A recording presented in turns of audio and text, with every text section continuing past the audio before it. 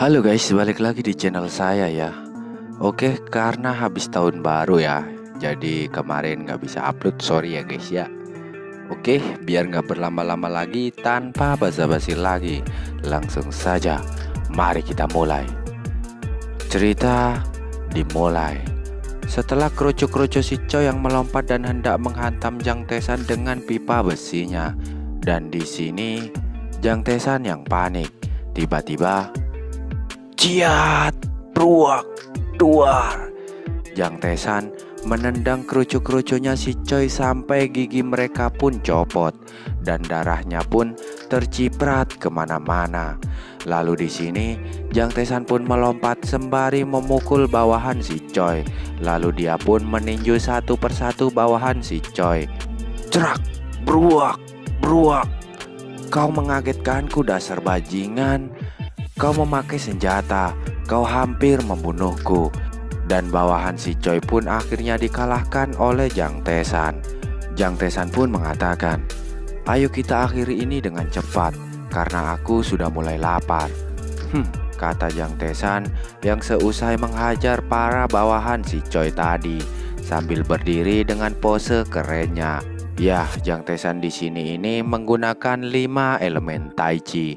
Si Choi yang melihatnya pun jadi terkejut. Begitupun juga dengan bawahan si Choi yang ada di belakangnya. Di sini si Choi pun mengatakan, lakukan apapun untuk mengalahkannya. Cepat serang dia. Siap Huyong Nim. Hurrah. Para bawahan yang tersisa pun akhirnya maju untuk menyerang Jang Tae-san. Dan di sini melihat para bawahan si Choi itu masih berani melawannya, Jang Tae-san pun mengatakan, orang-orang bodoh ini, apa kalian pernah melihat protagonis yang dikalahkan oleh gangster di dalam film? Jang Tae-san pun mengatakan hal tersebut sembari melompat dan ingin menyerang mereka juga. Di sini sembari tersenyum, Jang Tae-san pun mengatakan, waktunya pertunjukan. Dan cerak, wah, bruak, wah. Jang Tae-san pun menghajar seluruh bawahan Choi yang masih berani melawannya. Mereka pun dibuat pingsan babak belur oleh Jang Tae-san dengan begitu mudah. Ya, solo versus sekuat dan dimenangkan oleh Jang Tae-san. Di sini Jang Tae-san pun mengatakan, protagonis di sini sekarang dan tidak lain tidak bukan adalah aku. Mereka yang menertawakanku, akan kuhancurkan kalian semua sekaligus. Melihat Jang Tae-san yang berhasil mengalahkan para bawahan si Choi itu dengan begitu mudahnya, teman-teman Jang Tae-san di sini pun dibuat terkejut dan mereka pun mengatakan, apa? Tidak mungkin. Ya, mereka pun mengatakan hal tersebut sembari masih saja menonton Jang Tae-san yang masih saja menghajar para bawahan si Choi. Hahaha, anak-anak ini, mana kekuatan kalian? Kata Jang Tae-san ini yang terlihat bersenang-senang menghajar bawahan si Choi. Melihat ada musuh lagi di dekatnya, Jang Tae-san pun mengatakan, hei, kau yang ada di sana, kemari. Ya, kau, aku bilang cepat kemari. Ucap Jang Tae-san ini dengan senyum pesaikonya. Melihat Jang Tae-san berkata seperti itu sehabis menghajar rekan-rekannya, para bawahan si Choi ini pun mengatakan, jangan panik dan serang dia secara bersama-sama. Hurrah! Melihat para kerucu si Choi berdatangan ke arahnya, Jang Tae-san pun mengatakan, bagus, ya benar seperti itu. Kalian datanglah bersama-sama. Dan tiba-tiba, cuak! Para bawahan si Choi pun langsung dibantai habis oleh Jang Tae-san dengan sekali lompatan. Dan si Choi yang melihatnya, ia pun jadi sangat terkejut. Dan dia pun mengatakan, bajingan gila itu sebenarnya siapa dia? Sembari di belakang Jang Tae-san, ada banyak tumpukan murid yang sudah dia kalahkan. Teman-teman Jang Tae-san yang melihatnya pun jadi bersorak untuknya. Jang Tae-san, kau bisa melakukannya. Gila, ini seperti dalam film. Melihat teman-temannya yang hanya bersorak di belakangnya itu, Jang Tae-san pun di sini mengatakan, apa yang kalian lakukan guys? cepat laporkan ini ke 119 dan hubungi 112 untuk ambulan. Katakan bahwa temanmu ini diserang oleh para gangster." Teman-teman Jang Tesan di sini pun menjawab, "Apa? Oh iya, baiklah. Tapi sepertinya orang yang dipukuli bukan kau, tapi mereka."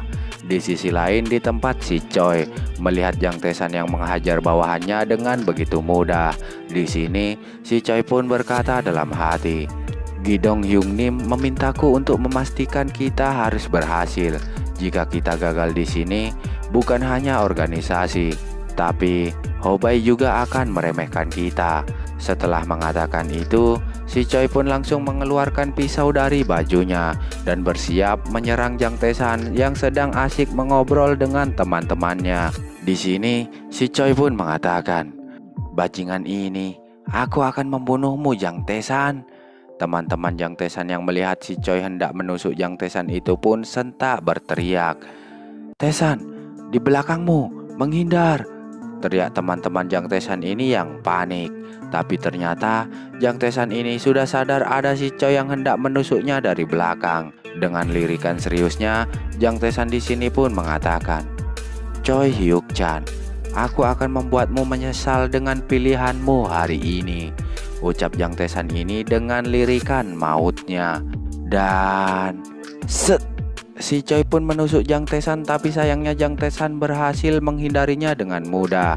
Lalu Jang Tesan pun berputar dan memegangi lengan si Choi dengan sangat kuat, lalu mematahkan tangannya. Si Choi pun merasa kesakitan karena tangannya dipatahkan oleh Jang Tesan. Teriakan si Choi itu sentak membuat teman-teman Jang Tesan ini sedikit terkejut melihatnya. "Tesan," kata mereka ini. Dan di sini si Choi pun berguling-guling kesakitan karena tangannya dipatahkan oleh Jang Tesan. Si Choi pun yang melihat Jang Tesan begitu mudah mengalahkannya.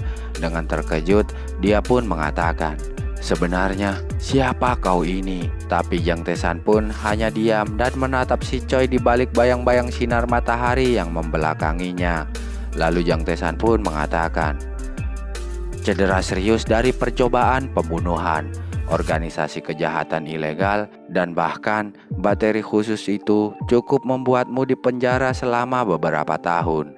Oh ya, BTW, bateri itu adalah kejahatan atau kontak fisik tanpa persetujuan korban. Bahkan jika kontak tersebut bukan hanya kekerasan, tapi juga mengancam atau menyinggung." "Tunggu, apa?" kata si Choi ini yang sedikit kebingungan dengan ceramah Jang Tesan tadi. Kemudian di sini Jang Tesan pun lalu menelpon seseorang. Ya, ternyata itu adalah pengacara Jo. Jang Tesan pun bilang ke pengacara Jo, "Pengacara Jo, aku diserang secara berkelompok dan bahkan ada upaya pembunuhan. Tolong diurus." Jang Tesan pun bilang seperti itu di depan si Choi yang tangannya telah ia patahkan tadi. Si Choi di sini pun jadi ketakutan. Sembari menangis meminta ampun, si Choi pun mengatakan, "Aku salah, aku melakukan kesalahan. Tolong maafkan aku."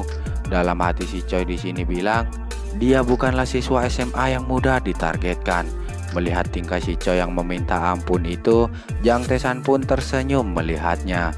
Dan di sini Jang Tesan pun mengatakan ke si Choi, "Oh gendut, kau ternyata sadar ya situasi apa yang kau hadapi saat ini. Baguslah," kata Jang Tesan ini.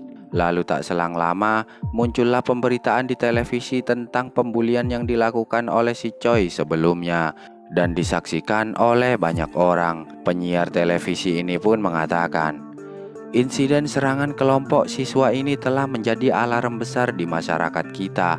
Kelompok siswa SMA membuat geng dan mencoba membunuh seorang siswa SMA. Kekerasan sekolah bukan hanya di kelas dan sekolahan, tapi..." Sebelum si pembawa berita itu sempat melanjutkan perkataannya, tiba-tiba scene pun berpindah di sebuah rumah yang ada penjaganya. Dan juga terdengar teriakan seseorang yang mengatakan, "Bagaimana kau menangani ini? Brengsek, bahkan mereka menginvestigasinya," kata orang ini sembari mematikan TV-nya.